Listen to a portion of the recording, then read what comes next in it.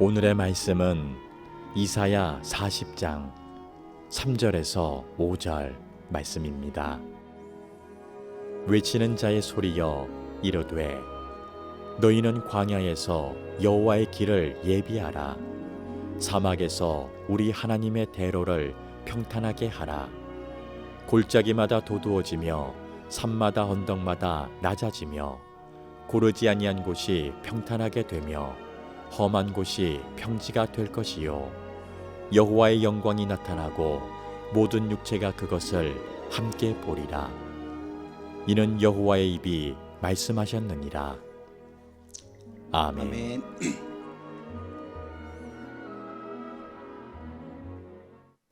제목이 짐작되십니까? 주의 영광 나타나리라 라는 제목이 붙어있는 합창곡 연주 실황입니다. 이 곡은 핸델이 작곡한 오라토리오 메시아에서 합창곡으로서는 제일 먼저 첫 번째로 연주되는 작품입니다. 잘 아시다시피 핸델의 오라토리오 메시아는 연주 시간이 전곡을 다 연주하면 2시간이 넘는 아주 큰 대작입니다. 그리고 전체적으로는 꼭 원곡이 그랬는지는 모르지만 제가 참여해봤던 그 연주회에서는 3부로 이거를 구성하셨더라고요. 제1부는 탄생과 예언, 제2부는 순환과 속죄, 그리고 제3부는 부활과 영원한 생명, 우리 그리스도를 통하여 하나님께서 베풀어 주신 구원의 역사를 높이고 찬양하고 기념하는 그러한 내용입니다.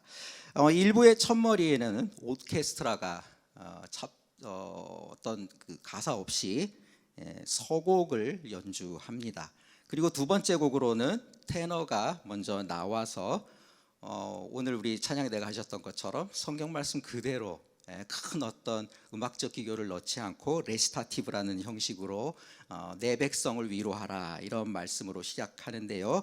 이 부분은 바로 오늘 구약성경 이사야 우리가 직접 읽지는 않았지만 1절로부터 또 3절로부터 가져온 그러한 내용입니다. 테너는 그 다음에 또한 이어서 아리아를 부르는데요.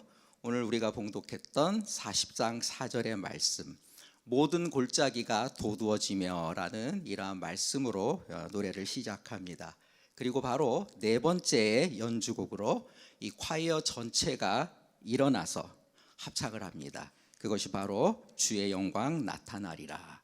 이사야서 40장 5절의 말씀을 그대로 그러나 이 악곡에 맞추어서 여러 차례 반복하면서 변화 있게 연주하시지요. 그 핵심과 기본이 되는 가사를 제가 그대로 옮겨 보았습니다. 주의 영광 또 주의 영광 나타나리라. 모든 육체 다 함께 보리라. 주의 입으로 말씀하셨다. 주가 말하셨다. 한마디로 말해서 이 찬양곡은 주의 영광 나타나리라. 장엄하고 또 박진감 있는 그러한 느낌을 통하여 예언자 이사야에게 임한 하나님의 말씀, 그것도 하나님 말씀 가운데는 심판과 경고의 말씀들이 예언자들의 말씀에 많이 있습니다. 그러나 오늘 이사야 40장의 말씀은 그렇지 아니합니다. 용서와 회복을 말하는 희망의 메시지를 잘 전달해 주고 있다고 하겠습니다. 그렇다면 저는 오늘 우리 성도님들께 한 가지 질문을 드리는 것으로 저의 설교를 본격적으로 시작하려고 합니다. 핸델의 이 메시아의 첫 번째 합창곡으로 연주하는 주의 영광 나타나리라, 여기에서 말하는 하나님의 영광은 과연 어떤 영광을 말하는 것일까요? 이 질문에 답을 얻기 위해 우리는 무엇보다도 먼저 그 가사의 바탕이 되는 이사야 40장의 말씀으로 돌아가야 되겠습니다. 해당되는 그 본문을 좀 더 깊이 살펴보겠습니다. 이사야서 전체는 66장입니다. 크게 1부와 2부로 나누어집니다. 1장부터 39장까지가 유다가 바벨론에게 멸망당하기 전에 그 백성을 향한 하나님의 심판과 경고의 메시지가 주를 이루고 있다면 40장부터 마지막 66장까지 이어지는 제2부는 바벨론 포로 생활이 이제 끝나고 하나님의 구원이 그 백성에게 임할 것을 선포하는 그 내용이 중심 주제를 이루고 있습니다.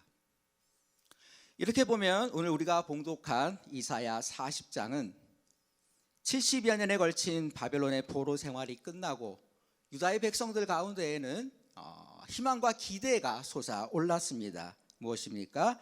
바로 고향 예루살렘으로 돌아갈 것이다. 이러한 시대, 이러한 소망과 기대를 배경으로 하는 말씀인 것을 알 수 있습니다.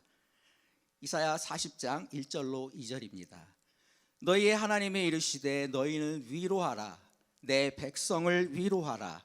너희는 예루살렘의 마음에 닿도록 말하며 그것에게 외치라. 그 노역의 때가 끝났고 그 죄악이 사함을 받았느니라. 그의 모든 죄로 말미암아 여호와의 손에서 벌을 배나 받았느니라 할지니라 하라. 내 백성을 위로하라.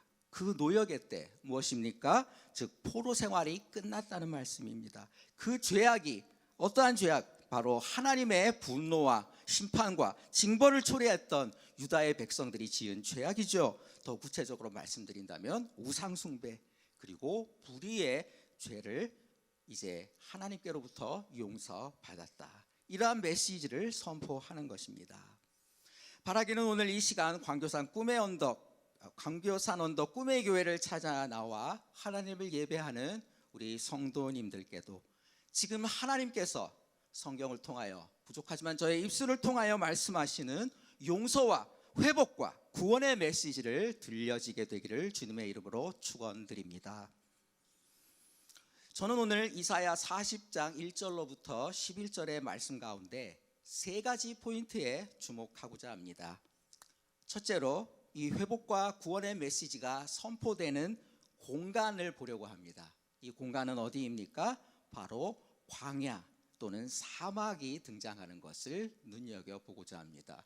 그런 면에서 오늘 63절 시편의 말씀 메마른 광야 사막에서 내가 하나님을 갈망합니다.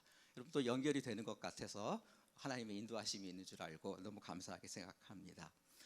40장 3절의 말씀 오늘 첫 번 봉독했던 그 구절입니다. 외치는 자의 소리여 이르되 너희는 광야에서 여호와의 길을 예비하라. 사막에서 우리 하나님의 대로를 평탄케 하라. 하나님의 말씀을 듣는 이 백성들 앞에 이들이 바벨론에 있든지 아니면 포로로 끌려가지 않고 유다 폐허가 된 예루살렘에 있든지 그들 앞에 펼쳐져 있는 공간은 영적인 공간은 바로 적막한 광야 사막입니다. 그런데 하나님은 그 광야 사막에 길을 내라고 명령하십니다. 그 길은 어떤 길입니까? 누구를 위한 길입니까? 놀랍게도 사람들을 위한 길이 아닙니다.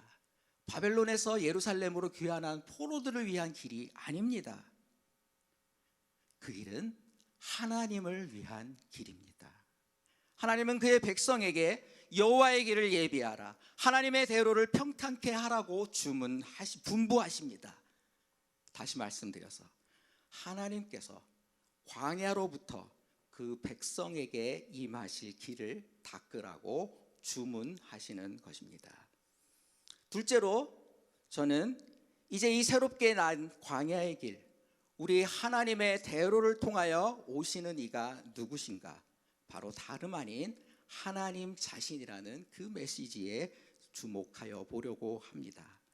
에스겔서 4장 10절 이사야 40장 10절의 말씀입니다. 보라 주 여호와께서 장차 강한 자로 임하실 것이요 친히 그의 팔로 다스리실 것이라. 아멘.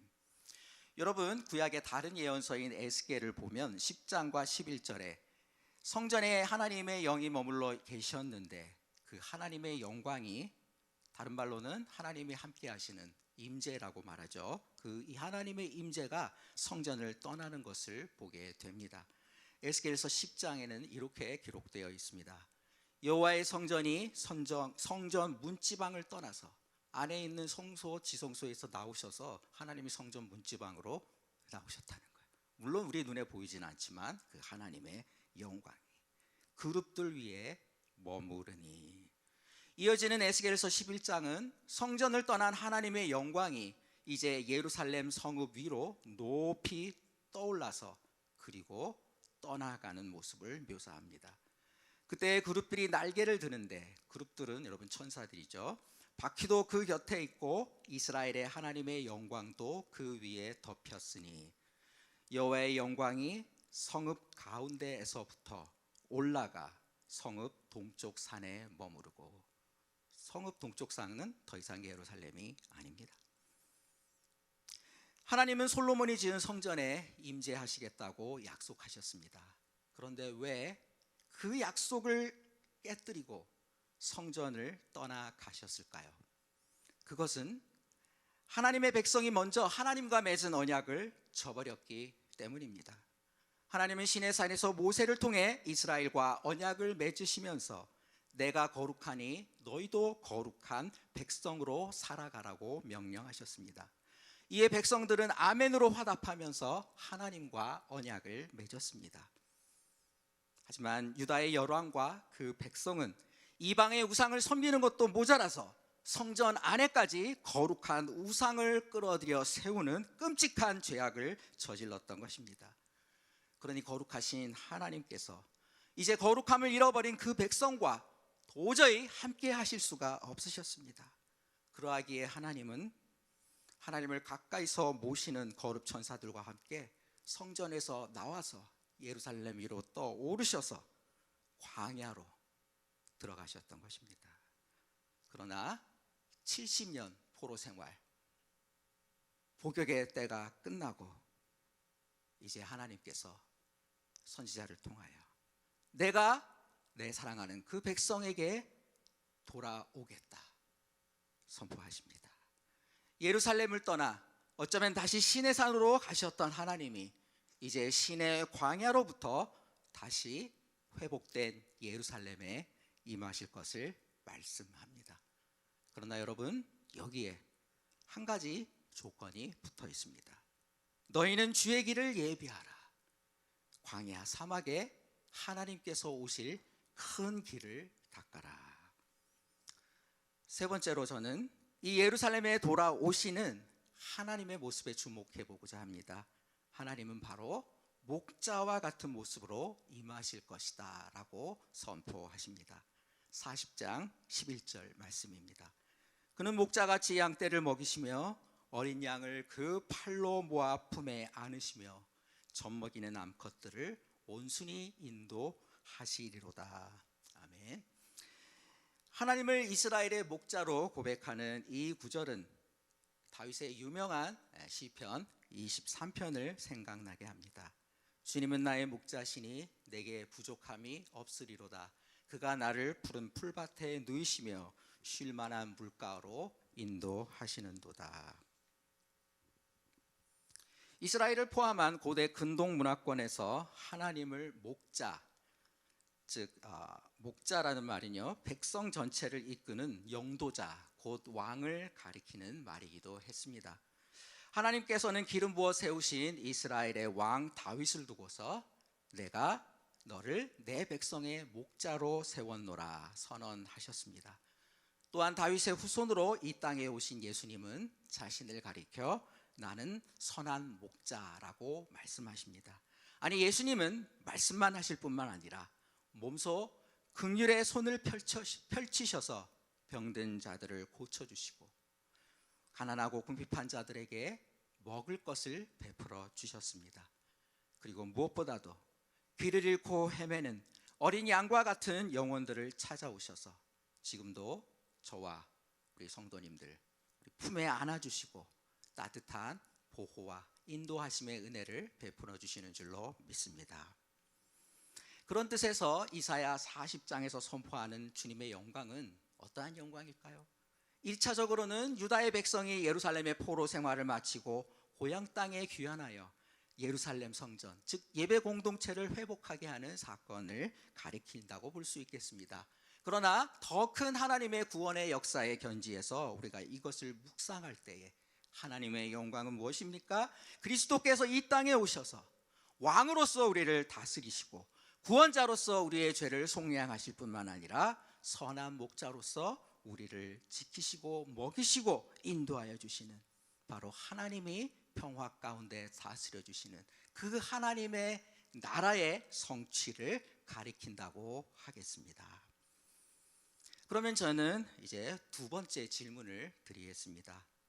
하나님의 영광을 맞이하기 위하여 광야 사막에 길을 내라 말씀하셨는데, 이 말씀을 2023년 부활주의를 앞두고 사순절에 이제 첫 주를 지나고 있는 우리 광교 꿈의 교회 성도들께는 하나님께서 구체적으로 무엇을 원하시는 걸까요?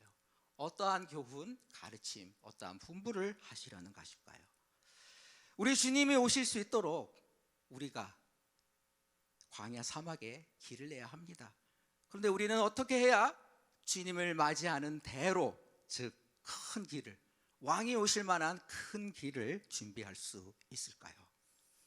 첫째로, 다시 반복하는 말씀인지 모르겠지만, 우리는 우리의 최우선의 관심사를 우리에게 오시는 하나님께 집중하여야 할 것입니다. 전통적으로 사순절을 나타내는 상징 가운데 광야의 이미지가 아주 중요하게 자리 잡고 있습니다. 사순절은 여러분 들어보셨겠지만 본래 초대교회에서 부활주일 새벽에 세례를 받도록 준비하는 그 학습인들 또는 예비자들을 그에 앞서 맨 처음에는 일주일, 그 다음에는 좀 늘어나서 보름, 한 달, 그러다 한 달 이상의 기간에 늘어나게 됐고요. 그 기간에 걸쳐서 성경을 교육하고 기독교의 기본 교리를 가르치고, 그럼으로써 준비시켰던 그러한 전통에서 유래한 것입니다. 그러던 것이 어느 때인가 그 기간이 40일로 딱 정해졌는데요. 그것이 딱 40일로 정해진 것은 바로 그 성경에 근거가 있습니다. 예수님께서 공생애를 시작하시기 전에 요한에게 세례를 받으신 후에 광야에 나가셨습니다. 예수님 40일 동안 광야에서 금식하시고 사탄의 시험을 물리쳤던, 여러분 그 행적들을 기억하시지요. 바로 그러한 예수님의 40일 광야의 행적을 근거로 거기에서 영감을 얻어서 40일로 정했던 것입니다. 사랑하는 성도 여러분, 성경에는 40일뿐만 아니라 40년도 있습니다. 광야, 출애굽 이후에 광야 40년이죠. 그러나 여러분 광야 40년, 여러분 민수기 한번 읽어보세요. 하나님의 은혜는 보물처럼 만나와 같이 임하지만 그 하나님의 은혜를 받고도 하나님을 배반하고 우리를 왜 출애굽시켰냐고, 가나안의 그 안악자손의 그 기골이 장대한 것을 보면서 통곡했던, 하나님의 마음을 근본으로부터 배반했던, 그게 또 이스라엘의 역사가 아닙니까? 여러분, 그런 면에서 우리의 사순절은 이스라엘이 애굽을 탈출한 뒤로 유리방황하였고 하나님을 배반하였던 광야 40년의 시간이 되어서는 아니 되겠습니다. 오히려 우리는 예수님과 동행하는 가운데 나를 향한 하나님의 사랑을 다시 깨닫는 회복과 기쁨의 40일이 되시기를 주님의 이름으로 축원드립니다. 그러한 주님이 오늘 말씀을 통하여 우리에게 광야 사막에서 하나님께서 오실 길을 만들라고 명령하십니다. 사순절의 이 기간을 통하여 살아계신 하나님을 다시 뜨겁게 만나라고, 호세아 선지자는 이렇게 말하죠. 광야로 가자, 첫사랑을 회복하자. 내가 나의 사랑을 너에게 다시 속삭여 주겠다. 여러분, 우리를 향한 예수님의, 주님의 이 간절한 말씀에 응답하여야 하겠습니다. 그렇다면 우리는 다시 말씀드리지만 어떻게 해야 하겠습니까? 선한 목자로 우리에게 오시는 주님을 어떻게 해야 우리의 심령에 맞아 드릴 수 있겠습니까? 우리가 어떻게 해야 이 사순절이 바로 광야의 시기죠. 이 광야의 이 시기에 우리의 구원자이신 주님이 우리에게 친하게 친밀하게 다가오실 수 있도록 우리는 어떻게 길을 낼 수 있을까요? 둘째로, 우리는 하나님이 기뻐하시는, 좀 단도직입적으로 말씀드려서 사랑의 나눔을 통하여 광야의 길을 낼 수 있습니다. 사순절을 나타내는 또 다른 표상은 금식입니다. 그러나 여기서 금식은 단지 밥을 먹지 않는 단식이나 너무 많이 먹어서 건강에 해치니까 그것을 하는 다이어트 또는 절식, 그러한 것만을 의미하는 것이 아닙니다.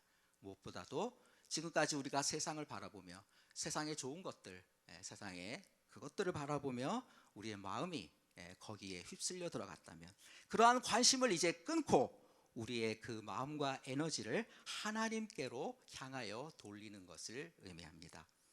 오늘날 IT 시대에 얼마나 많은 미디어가 발달되어 있습니까?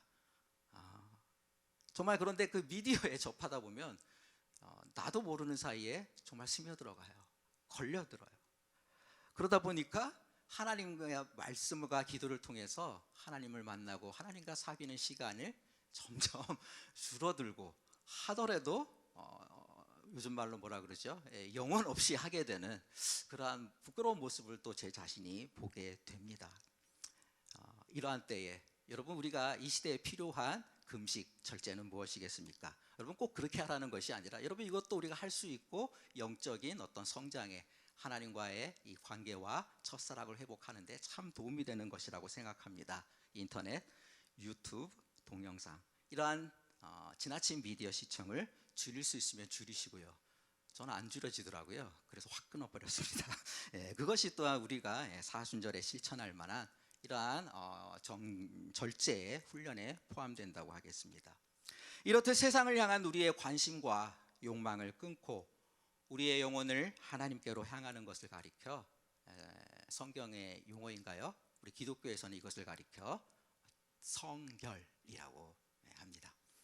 그런데 하나님께서 하나님의 백성이 우리들에게서 찾으시는 거룩함은 이렇듯 세상을 끊고 세상으로부터 멀어지는, 어떤 면에서는 좀 소극적이라고 할 수 있어요. 분명 좋은 것이로되 줄어드는 것이고 안 하는 것이니까 그러한 소극적인 의미의 성결에만 국한되지는 않습니다.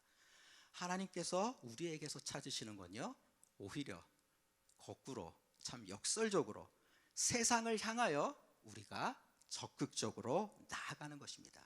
그것이 무엇입니까? 여러분, 세상의 문화에 우리가 휩쓸리는 것이 아니라 세상을 이기고 승리하는 사랑의 실천으로 거룩함을 보여주기를 주님께서는 원하십니다. 이사야 58장의 말씀입니다. 내가 기뻐하는 금식은 흉악의 결박을 풀어주며 멍에의 줄을 끌어주며 압제당하는 자를 자유케 하며 모든 멍에를 꺾는 것이 아니겠느냐.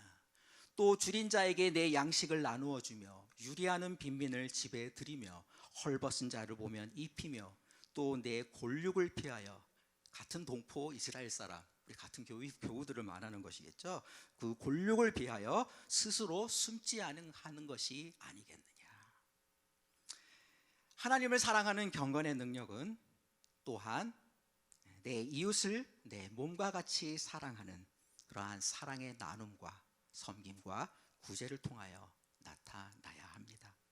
하나님과 우리 성도의 영혼 사이에는 하나님만이 아시는 사랑의 차원, 다시 말씀드려서 내적인 성결이 있습니다. 여러분, 우리가 지난주까지 구입하고 우리 김학중 목사님의 성경 묵상집, 군 장병들에게도 우리가 후원했던, 그리고 아침 9시 15분에 유튜브인가 줌을 통해 가지고 열리는 그 말씀 나눔에 우리가 함께하는 것이 이 사순절 기간에 하나님께로 나아가는, 세상에 대한 관심을 끊는, 정말 하나님이 찾으시는 내적인 성결, 경건의 능력을 회복하는 아주 좋은 길이라고 말씀드리고 싶습니다. 그러나 이렇게 우리가 하나님 앞에서의 내적인 성결, 경건의 능력을 얻었다면요, 우리는 이제 나아가서 우리 예수님께서 하셨던 것처럼 선한 목자로서 어린 양들을 품어주셨던 예수님처럼 우리가 한없이 부족하지만 받은 은혜에 감사함으로 우리도 우리의 손을 펴서, 비록 적은 것이라 하여도 우리가 가진 것이 있죠. 그것을 도움이 필요한 이웃들과 함께 나누고 우리의 발로 다니면서 복음을 전하고 또 생명을 살리는 그러한 전도 선교의 활동으로 나타나야 하리라 생각합니다. 모든 육체가 하나님의 영광을 보리라고 말씀했어요. 여러분, 믿음은 나와 하나님만이 아는 것이 아니에요. 그것이 아주 소중한 것이긴 하지만 그것이 참으로 살아있는 생명이라면 식물이 자라고 줄기와 잎이 피고 꽃과 열매가 있는 것처럼 세상을 향하여, 사회를 향하여, 이웃들을 향하여 그들도 보고 느낄 수 있게 나타나는 것이 참된 생명 성장의 원리인 줄로 믿습니다. 마찬가지로 금식에 대해서 교훈하는 이 58장의 말씀을 다 읽지는 않았는데요, 바로 이어서 이사야서 58장의 말씀이 뭐라 그럽니까? 이렇게 하나님이 기뻐하시는 금식을, 나눔의 금식을 실천하면, 그리하면 너의 공의가 내 앞에서 행하고, 하나님께서 우리를 의롭다고 인정해 주시면서 구원의 은혜를 베풀어 주신다는 것입니다. 여호와의 영광이 내 뒤에 호위하리라. 아멘. 이렇게 약속하십니다. 하나님의 영광 뭡니까 여러분? 우리 삶에 임하신 하나님의 영광은 무엇입니까? 하나님이 나와 함께 하신다. 우리 가족과 함께 하신다. 이 증거가, 이러한 삶의 증거들이 나타나는 것인 줄로 믿습니다. 그리하여 모든 육체, 뭐예요? 하나님을 모르고 믿지 아니하는 불신 세상에 속해 있는 사람들까지라도 부인할 수 없게 객관적으로 인정할 수밖에 없는 그러한 사랑의 능력, 경건의 능력으로 나타날 것이라고 선언하십니다. 저는 끝으로 이러한 금식의 원리, 곧 우리가 하나님이 기뻐하시는 사랑의 나눔을 실천할 때 우리의 삶을 통하여 하나님의 영광이 나타나십니다. 이 삶을 보여주는 성경의 인물이 있습니다. 지금까지는 이렇게 해석하지 않았는데요, 어제 말씀을 묵상하다가 이런 깨달음을 주셨습니다. 여러분이 지금 보시는 미술 작품인데요, 서양 미술의 역사에서 바로크 시대를 열었던 이탈리아의 화가 카라바지오의 작품입니다. 이 그림의 제목을 마태를 부르시는 예수님이라고 해두겠습니다. 이 그림의 바탕이 되는 이야기는 마태복음을 비롯한 공간복음에서 찾아볼 수 있는데요, 저는 오늘 그 가운데 마태복음에서 찾아서 봉독하도록 하겠습니다. 마태복음 9장 9절의 말씀입니다. 예수께서 그곳을 떠나 지나가시다가 마테라 하는 사람이 세관에 앉아 있는 것을 보시고 이르시되 나를 따르라 하시니 일어나 따르니라. 다음 장면, 다음 그림 넘겨주시고요. 여러분, 이 그림에서 어떤 면에서는 등장인물들보다 더 양식적이라 그럴까? 중요한 것은 전체적인 분위기를 지배하는 것은 화면의 오른편에서부터 비스듬히 비치는 광선입니다.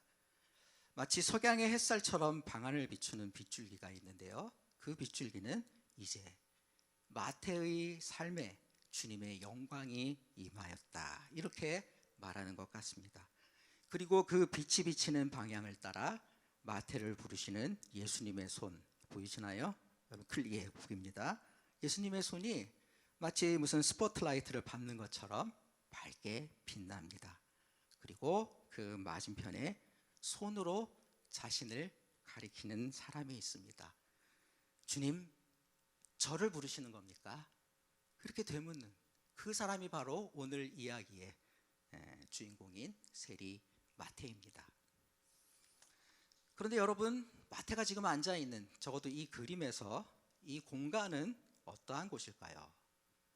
성경에는 마태가 세관에 앉아 있었다라고 나옵니다. 그러나 상상력을 발휘해서 제가 볼 때에는 여기는 세금을 징수하고 돈을 거두는 좀 딱딱하고 사무적이고 살벌한 그러한 무슨 징세 사무소처럼 보이지는 않았습니다. 그렇다기보다는 함께 있는 사람들의 모습이 참 정겨워요. 놀란 순간이기도 하지만 마태가 어쩌면 자기와 가까이 지내는 친구들 또는 이웃들과 더불어 담소와 차려진 음식은 없지만 혹시 잔치상을 나누던 그러한 자리는 아니었을까? 카라바지오 이 화가는 왜 이 장면을 이렇게 묘사했을까 생각하다 보니까 아마 9장 10절의 그 성경 말씀을 염두에 두고 이렇게 잔치자리 같은 서로 둘러앉아 있는 이러한 식탁의 모습을 표현한 것이 아닐까요? 9장 10절, 예수께서 마태의 집에서 앉아 음식을 잡수실 때 많은 세리와 죄인들이 와서 그의 제자들과 함께 앉았더니, 마태는 예수님의 제자가 되라는 그 부름에 감사함과 기쁨으로 응하였습니다. 그리고 예수님의 부름, 그 초대에 감사하기 위하여 거꾸로 예수님을 자기의 집에 모셔드렸습니다. 예수님을 초대한 것입니다. 그리고 그 감사의 식탁에는 마태와 그의 가족들뿐만 아니라 평소에 그가 알고 지내던 세리 친구들, 또한 당시의 유대 사회에서 죄인이라고 손가락질 당하던 소외된 많은 사람들이 와서 예수님과 예수님의 제자들과 함께 그 식탁에 둘러 앉았던 것입니다. 여러분, 이러한 말씀에 저의 상상력을 조금 보태어서 이해해 보았습니다만, 이걸 비추어 볼 때 마태는 비록 세리라는 떳떳지 못한 직업에 종사하고는 있었지만 그러는 중에도 자신의 손을 펴서 자신의 주위에 도움이 필요하고 궁핍한 이들에게 사랑의 나눔을 실천하고 구제했던 그러한 사람이라고 믿고 싶습니다. 그러하였기에 그가 사람들을 초대하였을 때, 예수님이 나의 집에 오신다 초대하였을 때 사람들은 단지 예수님에 대한 호기심뿐만 아니라 마태의 그 마음을 알았기에 함께 나와 있었을 것입니다. 그의 세리인 친구들, 격이 없이 지냈던 친구들뿐만 아니라 그의 도움을 받았던 많은 이웃들이 그 식탁에 나와서 예수님의 가르침을 듣는 그러한 것이 가능했던 것이 아닐까요? 마태는 이사야 58장의 말씀처럼 굶주린 사람에게 먹을 것을 나누어 주고 떠도는 불쌍한 사람을 자기 집에 맞아들인 사람입니다. 그러하였기에 그의 인생에 주님의 영광이 빛나고 그 영광이 그의 삶을 비추고 주님의 공의가 그를 인도하였던 것이 아니겠습니까? 마태는 한마디로 이웃들과 함께하는 나눔의 식탁에 앉아 있기를 즐겨하는 사람이었습니다. 그리고 그 마태의 식탁에 예수님도 앉으셔서 마태와 그리고 그의 친구들과 더불어 음식을 드셨습니다. 계시록의 말씀이죠. 누구든지 내 음성을 듣고 문을 열면 내가 그에게로 들어가 그와 더불어 먹고 그는 나와 더불어 먹으리라. 사람들의 손가락질을 받고 스스로도 자존감을 갖기 힘든 세리의 삶은 마태에게 광야 사막이었습니다. 그러나 광야 사막에도 샘은 솟아나고 꽃이 피고 종려나무가 자랍니다. 마태는 자신의 광야에 길을 내었습니다. 자신의 손을 펴서 자신이 가진 것으로 나눔을 실천하였습니다. 세상 사람들은 알아주지 않아도 하나님이 기뻐하시는 금식을 실천하였습니다. 이러한 마태가 하나님 나라에서 멀지 않음을 보시고 선한 목자이신 주님은 마태를 찾아오셨습니다. 그리고 그를 주님을 따르는 제자로 부르셨습니다. 광야 사막이 주님의 영광이 나타나고 하나님의 통치가 증거되는 하나님 나라의 잔치자리로 변모되었던 것입니다. 사순절 첫 주일을 지나는 우리 광교 꿈의 교회 성도님들, 여러분의 심령에도 이 시간 이사야 선지자에게 임했던 하나님의 말씀이 들려지기를 축원합니다. 너희는 광야에서 여호와의 길을 예비하라. 사막에서 우리 하나님의 대로를 평탄케 하라. 이 사순절 기간에 우리 성도님들 하나님이 기뻐하시는 금식을 실천하시기 원합니다. 그 금식을 통하여 사랑의 나눔을 통하여 우리 주님이 여러분의 심령에 오시도록 길을 여시기 바랍니다. 사랑의 나눔을 통해 세리와 죄인의 친구가 되었던 마태처럼 이웃을 향한 긍휼과 나눔을 실천하십시오. 어려운 데 있지 않습니다. 우리 교회에서 그때그때마다 여러분들의 기도와 후원과 구제에 관해서 요청이 있을 때 여러분 자원하는 마음으로 임하시면 될 줄로 믿습니다. 여러분의 삶을 통하여 하나님의 영광이 나타나는 복되고 존귀한 성도의 거룩한 삶이 되실 것을 주님의 이름으로 축원드립니다.